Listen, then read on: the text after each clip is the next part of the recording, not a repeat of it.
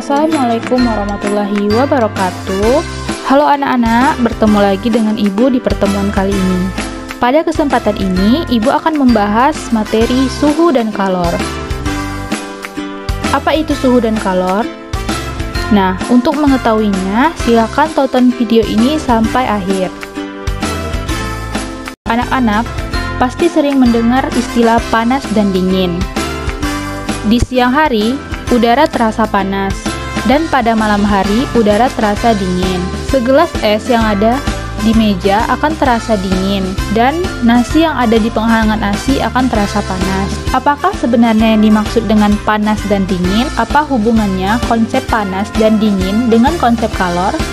Untuk mengetahui jawabannya, mari kita belajar bersama-sama pada materi suhu dan kalor.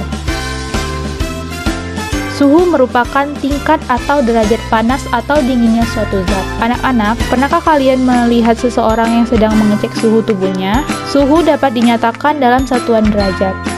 Misalnya seperti gambar ini, suhu orang tersebut 36,6 derajat. Suhu dapat diukur dengan alat ukur yang bernama termometer. Ada banyak sekali jenis-jenis termometer. Ada termometer zat cair, termometer hambatan listrik, termokopel, kemudian ada termometer gas, termometer klinis, termometer dinding, ada termometer maksimum minimum, termometer optik, serta termometer termistor, yang masing-masing kegunaannya berbeda-beda. Skala termometer terdiri dari skala Celcius, Reaumur, Fahrenheit, dan Kelvin. Perbandingan skala termometer dapat digambarkan seperti gambar berikut ini, di mana perbandingan skala termometer didapatkan K dikurang 273 dibagi 100 sama dengan C per 100 sama dengan R per 80 sama dengan F-32 per 180. Dari mana perbandingan skala termometer ini didapatkan?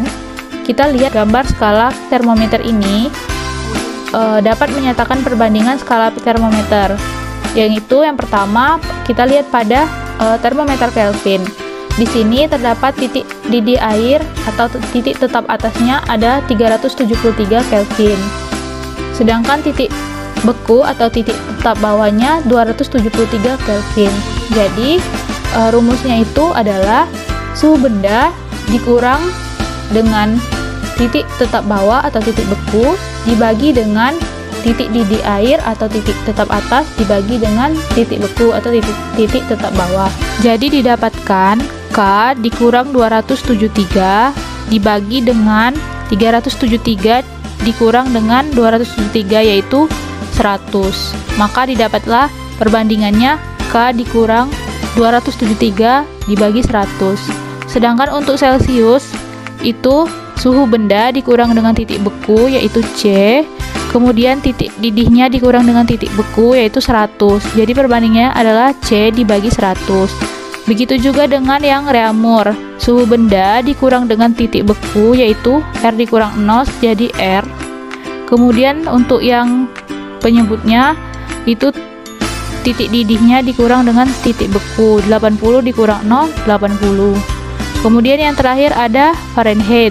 Fahrenheit begitu juga, suhu benda dikurang dengan 32, kemudian 212 dikurang dengan 32, dapatlah 180. Baiklah, yang selanjutnya skala termometer. Jadi jika terdapat skala termometer yang belum diketahui, misalnya skala termometer X dan Y. Nah, jadi rumusnya itu X suhu benda dikurang XB atau X min titik bekunya, kemudian titik didihnya dikurang dengan titik bekunya, sama dengan suhu Y, suhu benda Y dikurang dengan titik beku, kemudian dibagi dengan titik didih dibagi dengan titik beku, jadilah seperti ini. Kemudian ada contoh soal. Alkohol mendidih pada suhu 78,5 derajat Celcius pada tekanan 1 atm. Suhu mendidihnya alkohol jika dinyatakan dalam termometer Kelvin adalah diketahui suhu dalam derajat Celcius yaitu 78,5. Nah, yang kita tanya adalah jika dikonversikan pada termometer Kelvin. Nah, ini rumusnya. Tadi kita gunakan perbandingan skala dari Kelvin dan Celcius, di mana Kelvin dikurang 273 dibagi 100 sama dengan Celcius dibagi 100. Kita masukkan nilai Celciusnya sudah diketahui, kemudian hasilnya yaitu 351,5 derajat Celcius. Selanjutnya contoh soal yang berikutnya. Termometer Celcius dan Fahrenheit menunjukkan skala sama pada suhu. Diketahui bahwa ada dua termometer, yaitu termometer Celcius dan Fahrenheit. Yang ditanya, suhu dengan skala yang sama. Untuk menjawab pertanyaan ini, kita menggunakan skala dari Celcius dan Fahrenheit. Untuk perbandingannya, Celcius per 100 sama dengan Fahrenheit min 32 per 180. Nah, di sini kita misalkan, karena kita belum mengetahui suhu dari masing-masing termometer, maka kita misalkan suhunya adalah Y, jadi didapatkan persamaan 180Y sama dengan 100Y dikurang 3200. Hasilnya adalah 40 derajat. Contoh soal berikutnya, titik beku air jika diukur menggunakan termometer X adalah 40 derajat X. Dan titik didih air 200 derajat X. Jika suatu zat diukur menggunakan termometer Celcius bersuhu 30 derajat Celcius, maka suhu zat saat diukur menggunakan termometer X adalah, kita ketahui titik beku pada termometer X itu, atau kita lambangkan dengan XB, yaitu 40 derajat. Kemudian untuk titik didihnya yaitu 200 derajat X, suhu pada Celciusnya itu 30 derajat Celcius. Yang ditanya yaitu suhu zat saat diukur menggunakan termometer X. Kita gunakan persamaan X dikurang XB per XA dikurang XB sama dengan Y dikurang YB per YA dikurang YB. Kita masukkan XB-nya 40 derajat, kemudian Y-nya sudah diketahui 30 derajat, didapatlah hasil 88 derajat X. Kemudian yang selanjutnya kita masuk ke pengertian kalor. Kalor adalah salah satu bentuk energi yang berpindah dari suatu benda ke benda lain karena perbedaan suhu. Jadi kalor ini terjadi apabila suatu benda memiliki perbedaan suhu. Misalnya kita mencampurkan air panas dan air dingin. Rumus dari kalor yaitu Q sama dengan MC dikali delta T, atau sering kita sebut dengan Q sama dengan macet. Untuk delta T-nya itu yaitu T akhir dikurang T awal. Kapasitas kalor diartikan banyaknya kalor yang diperlukan untuk menaikkan suhu zat sebesar 1 derajat Celcius. Rumus dari kapasitas kalor yaitu C sama dengan M dikali C. Selanjutnya terdapat kalor lebur dan kalor uap. Kalor lebur itu biasanya terjadi pada bongkahan es. Untuk rumusnya adalah Q sama dengan M dikali L. L itu merupakan kalor lebur. Untuk yang kalor uap, rumusnya Q sama dengan M dikali U. U itu merupakan kalor uap. Ini merupakan tabel dari titik lebur dari sebuah zat. Contohnya yaitu alkohol, titik leburnya min 97 derajat Celcius. Untuk kalor leburnya itu 69.000 Joule per kilogram.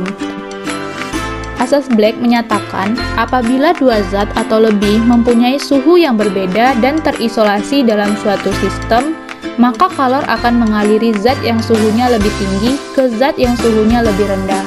Sejumlah kalor yang hilang dari zat yang bersuhu tinggi sama dengan kalor yang didapat oleh zat yang bersuhu lebih rendah. Dapat kita rumuskan seperti berikut. Q lepas sama dengan Q terima. Air sebanyak 3 kg bersuhu 10 derajat Celcius dipanaskan hingga bersuhu 40 derajat Celcius. Jika kalor jenis air 4190 Joule per kilogram derajat Celcius, maka kalor yang diserap air sebanyak, kita ketahui massa dari air itu ada sebanyak 3 kg. Dengan suhu awal yaitu 10 derajat Celcius. Kemudian dipanaskan hingga bersuhu suhu akhirnya 40 derajat Celcius. Untuk kalor jenisnya itu 4190 Joule per kilogram derajat Celcius. Yang ditanya adalah kalor yang diserap, Q.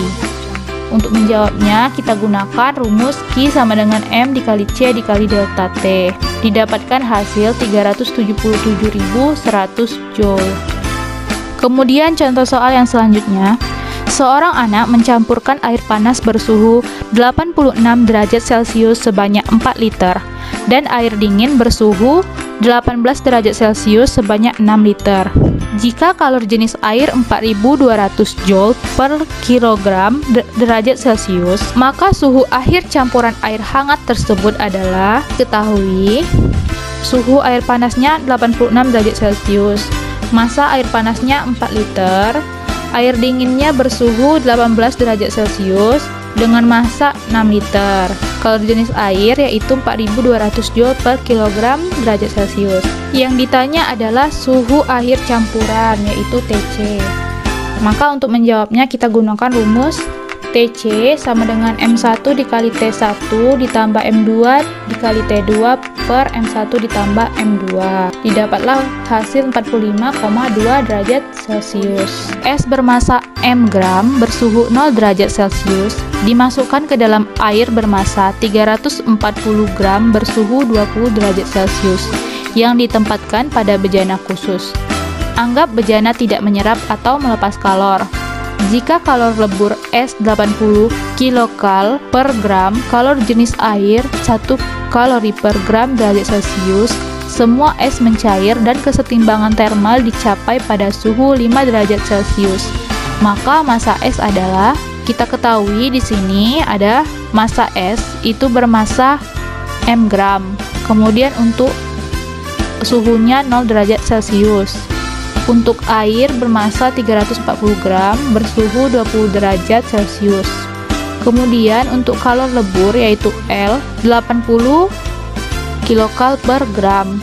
Untuk kalor jenis airnya 1 kalori per gram derajat Celcius. Yang ditanya massa es pada saat es mencair dan kesetimbangan termal dicapai pada suhu 5 derajat Celcius. Maka untuk menjawabnya kita gunakan asas Black, yaitu Q lepas sama dengan Q terima. Hasilnya yaitu massa dari esnya yaitu 60 gram. Selanjutnya perpindahan kalor. Kalor dapat berpindah dari benda atau sistem bersuhu tinggi ke benda yang bersuhu rendah. Nah, terdapat 3 cara perpindahan kalor yaitu konduksi, konveksi, dan radiasi. Konduksi merupakan perpindahan kalor melalui zat perantara di mana partikel zat perantara tidak berpindah. Ketika kita memasak air di sebuah kompor, maka terjadi konduksi pada gagang panci. Nah, konveksi itu terjadi pada zat yang sedang dipanaskan. Terjadi pada zat cair seperti air yang di dalam wajan ini atau terjadi pada gas. Kemudian untuk radiasi, radiasi merupakan perpindahan kalor tanpa zat perantara. Radiasi timbul dari panas api yang ada di kompor. Untuk rumus laju perpindahan kalor pada saat konduksi yaitu konduktivitas termal dikali dengan luas penampang dikali dengan perubahan suhu dibagi dengan panjang. Kemudian untuk konveksi sendiri yaitu rumusnya adalah laju perpindahan kalor sama dengan koefisien konveksi dikali luas penampang dikali perubahan suhu. Dan yang terakhir radiasi yaitu laju perpindahan kalor radiasi sama dengan emisivitas dikali dengan tetapan Boltzmann. Tetapan Boltzmann itu 5,67 dikali 10 pangkat min 8 Weber per meter kuadrat Kelvin pangkat 4 dikali dengan luas penampang dikali dengan suhu pangkat 4. Kemudian contoh soal. Sebuah lempeng besi dengan tebal 2 cm dan luas 500 cm kuadrat, salah satu ujungnya dipanaskan pada suhu 150 derajat Celcius. Lempeng besi menghantarkan kalor sehingga ujung lain bersuhu 130 derajat Celcius. Jika konduktivitas termal besi 0,155 kalori per sekon, cm derajat Celcius, laju perpindahan kalor pada lempeng besi adalah diketahui di sini tebalnya yaitu 2 cm, luasnya 500 cm2 dengan suhu saat dipanaskan dengan suhu T1-nya 130 dan T2-nya 150. Untuk konduktivitas termal besi yaitu 0,115 kalori per sekon cm derajat Celcius. Yang ditanya laju perpindahan kalor atau H. Rumus dari laju perpindahan kalor pada sebuah lempeng besi yaitu menggunakan laju perpindahan kalor saat terjadi konduksi, yaitu H sama dengan K dikali A dikali delta T per L. Didapatlah hasilnya 862 kalori per sekon. Dengan adanya kalor, maka dapat menyebabkan perubahan yang terjadi pada sifat termometrik sebuah zat. Sifat termometrik diartikan sebagai sifat dasar suatu zat, berupa perubahan tertentu pada zat yang terjadi apabila suhunya diubah. Nah, sifat termometrik antara lain terjadi perubahan wujud, perubahan ukuran, perubahan tekanan, perubahan daya hantar, dan perubahan warna. Ini merupakan contoh dari perubahan wujud benda. Contohnya adalah sebuah es batu. Ketika es batu itu adalah sebuah zat padat, kemudian dia mencair, kemudian menjadi air, yaitu dinamakan mencair. Zat cair yang menjadi padat itu dinamakan dengan membeku. Kemudian untuk perubahan dari ukuran itu dapat kita hubungkan dengan pemuaian, yaitu pada rel kereta api yang mengalami pemuaian dan penyusutan. Kemudian untuk perubahan dari daya hantar, ketika kita menggunakan larutan yaitu bersifat asam pada untuk menghantarkan arus listrik, maka lampu akan terlihat lebih terang. Kemudian yang terakhir itu ada perubahan warna. Perubahan warna ini terlihat pada kertas lakmus. Kertas lakmus biru yang dicampurkan dengan larutan asam akan berubah menjadi warna merah. Sedangkan kertas lakmus merah yang dimasukkan atau dicampurkan dengan larutan bersifat basah akan berubah menjadi warna biru. Itulah contoh dari sifat termometrik. Kemudian pemuaian. Pemuaian adalah perubahan ukuran suatu zat karena diberi kalor. Pemuaian ini dapat juga kita katakan dengan sifat termometrik, yaitu perubahan ukuran. Pemuaian terjadi pada semua wujud zat, baik padat, cair, maupun gas. Nah, pemuaian zat padat itu terjadi dalam 3 dimensi, yaitu ada muai panjang, muai luas, dan muai volume. Untuk muai panjang, rumusnya delta L sama dengan alfa dikali L0 dikali delta T. Untuk muai luas, itu rumusnya delta A sama dengan beta dikali A0 dikali delta T. Sedangkan untuk muai volume, yaitu delta V sama dengan sigma dikali V0 dikali delta T. Yang membedakan dari ketiga rumus ini adalah koefisiennya. Alfa adalah koefisien muai panjang, beta koefisien muai luas, dan gamma merupakan koefisien muai volume. Nah, untuk muai panjang sendiri itu dikalikan dengan panjang awal, untuk luas itu dikali dengan luas awal, dan untuk volume dikalikan dengan volume awal. Kemudian yang kedua ada pemuaian zat cair. Pemuaian zat cair ini sama dengan rumus muai panjang di bagian muai volume, yaitu delta V sama dengan gamma dikali V0 dikali delta T.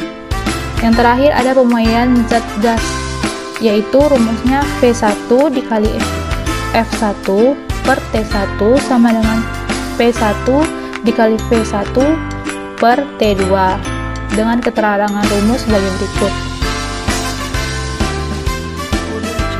Contoh soal untuk pemuaian. Sebatang baja dengan panjang 1 meter dipanaskan dari 0 derajat Celcius menjadi 100 derajat Celcius, sehingga bertambah panjang 1 mm.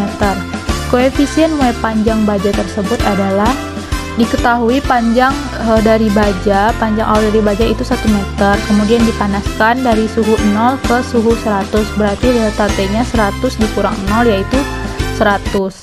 sehingga bertambah panjang. Tambahan panjangnya delta L yaitu 1 mm. Kita ubah menjadi meter 0,001 meter. Yang ditanya adalah alfa, koefisien muai panjang. Nah, untuk mencari koefisien muai panjang, kita gunakan rumus dari muai panjang. Nah, rumusnya itu sendiri adalah delta L sama dengan alfa dikali L0 dikali delta T.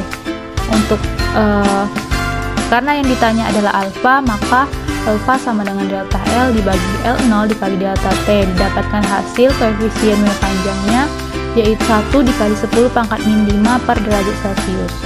Baiklah, itulah tadi penjelasan mengenai materi suhu dan kalor beserta contoh soalnya. Ibu harap kalian mengerti, dan sampai jumpa di pertemuan selanjutnya. Ibu ucapkan terima kasih kepada yang sudah menonton video ini sampai habis. Assalamualaikum warahmatullahi wabarakatuh.